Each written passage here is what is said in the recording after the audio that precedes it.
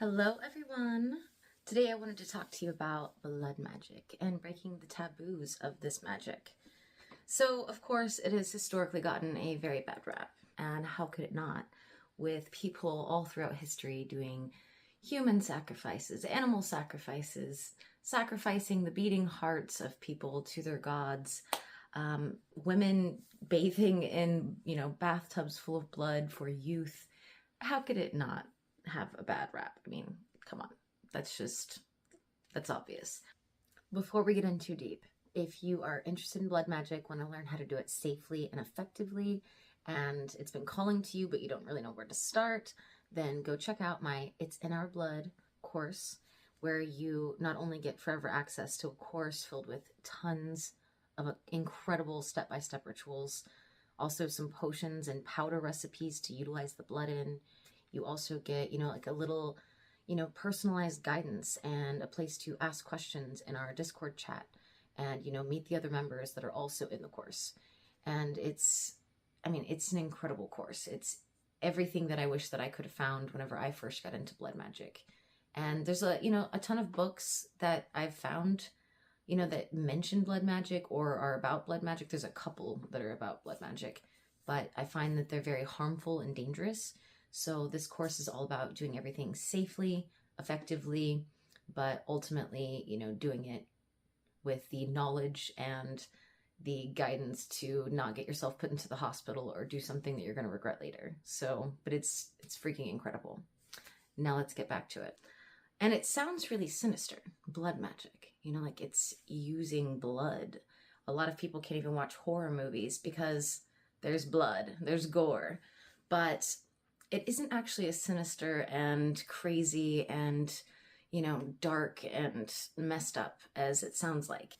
And movies really do a good job of adding on to the stigmatism, surrounding blood magic with, people slicing open their hands and pouring all of this blood onto a sigil or onto a pentagram or, whatever it is that they're doing. And, all of the crazy, harmful, dangerous things that you even see on social media, on TikTok, on Instagram, and things like that. But it's not as crazy as, movies and people throughout history that have done crazy things with it. It's not as crazy as all of that. And it can actually be, very beautiful. Blood magic for people like myself who are not insane or harmful or seek to do harm to others to utilize their blood magic, it's a little different. It is a super powerful way to infuse your life force, infuse your vitality, your chi, the essence of your being into your spell work, into your goals, into your self-development, into your manifestations, into attaining, and seizing your inner power, really tapping into your inner power and your abilities. It can be such a powerful ally for so many things.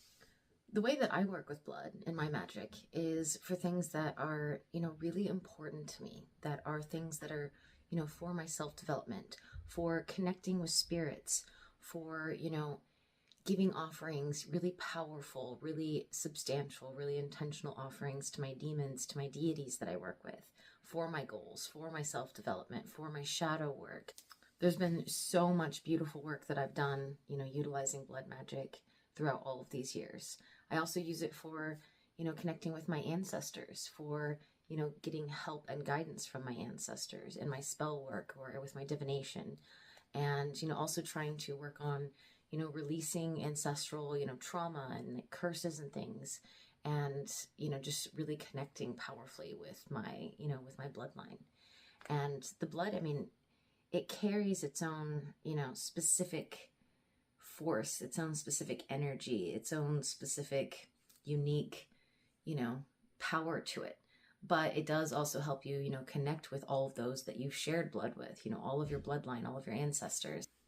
So if you're able to put aside all of the conditioning, from people, Christians, from other religions, fears of, the things that you see in movies, or fears of how you've, heard about blood magic being utilized, like in sacrifices, in crazy ways, like, blood baths and things to, attain youth and sacrificing beating hearts or, you know, live animals to gods and things, if you can put all of that aside and realize that that is just like with everything, everything has a very dualistic nature, you know?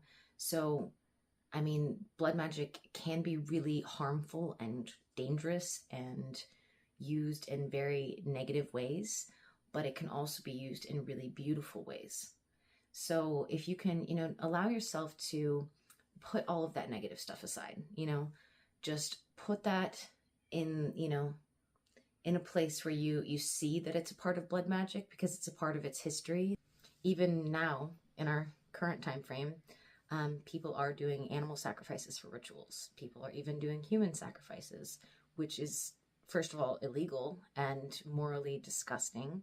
And even doing animal sacrifices, I get that a lot of cultures do that for their magic, but I just don't agree with it. And I don't think it's disrespectful to say that it's disgusting to do that, because it's unnecessary. Because I'm over here utilizing a couple of drops of my own blood in my work and not, you know, harming or killing anything to attain the goals that I want. And I attain them effectively and successfully.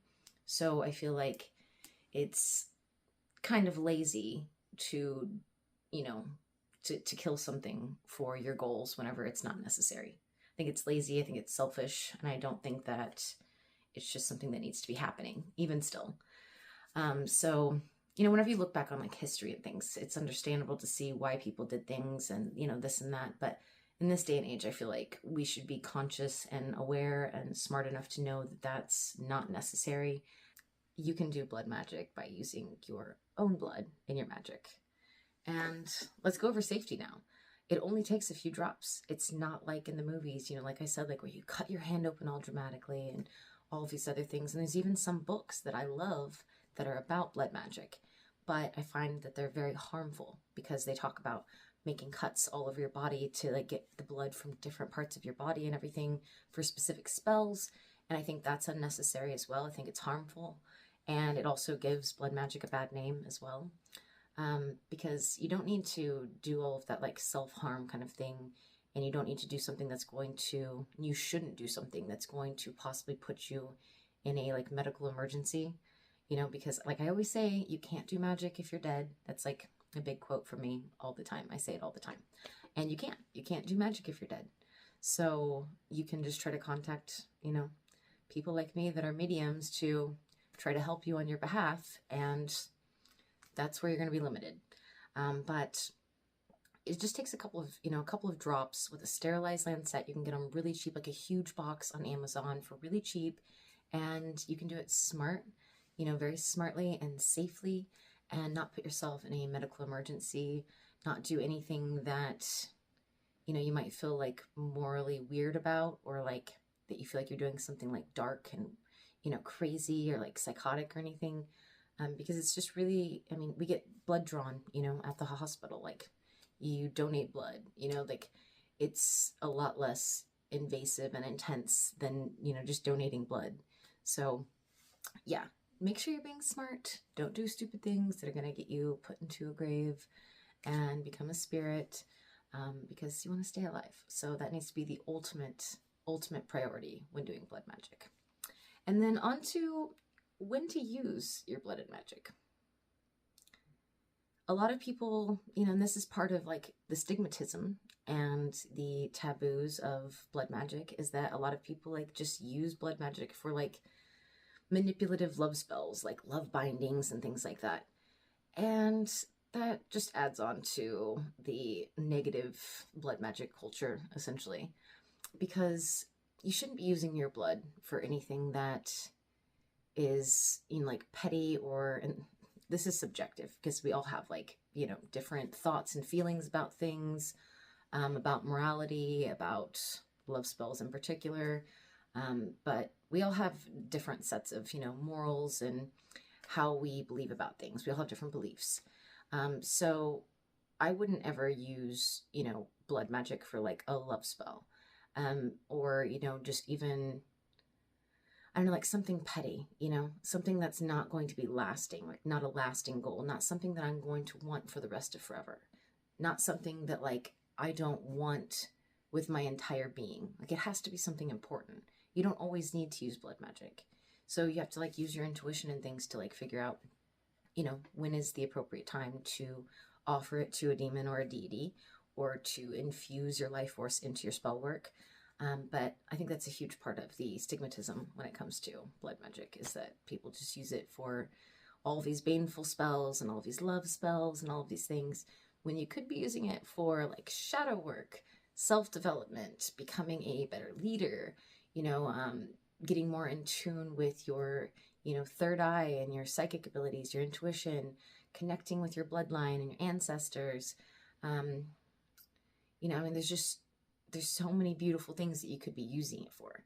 So if you're gonna, you know, get into blood magic, then use it for those kinds of things that are important to who you are, who you want to evolve into, what you're trying to become. You know, don't use it for petty things that like here in a few weeks or a few months, you're not even going to care about what you did that spell for. And you shouldn't be doing spells if you're not 100% in like body, mind, soul, everything. You know, you shouldn't be wasting your time or your ingredients doing spells anyways, in my opinion. So if you're interested in blood magic and you maybe want to try it out, first of all, you know, make sure that you don't have any sort of like health issues that doing blood magic is going to, you know, cause any sort of disturbances in your health. You know, definitely use sterilized lancet, like I said. You know, just take a couple of drops from your finger. That's all that you need. Don't ever let anybody tell you otherwise. You don't need to be, you know, crazy and put yourself in a medical emergency. And use it for things that are the most important things that you can think of. You know, the most important possible goals, inner goals and outer goals, things that are for transformation, you know, evolution, personal evolution, you know, just things that are super important. Don't use it for petty stuff that is not going to matter to you, you know, in the near future. And make sure you're just being safe and you're being smart. Don't do anything stupid, and, you know, use your intuition to figure out really good ways to utilize the blood.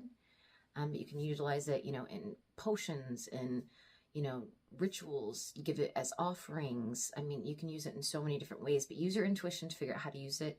And if this is, you know, if this calls to you, don't let other people's opinions and judgments stop you from exploring this. Because, like I said, like this is a dualistic subject. You know, it's a topic that does have a lot of really negative history and even modern day negativity to it. But it depends on the person, you know, depends on the blood sorcerer themselves, how they're going to use it. I know how to do baneful magic, but that doesn't mean I go around and hex everybody online or hex everybody that like looks at me wrong or talks bad about me. I use it for like absolutely necessary, important things, like people that, you know, get away with murder, you know, are out there just harming people or harming children. That's the kind of stuff that I use baneful magic for. So, you know, it's up to you how you will use blood magic. And don't let how other people use blood magic stop you from exploring this if it calls to you.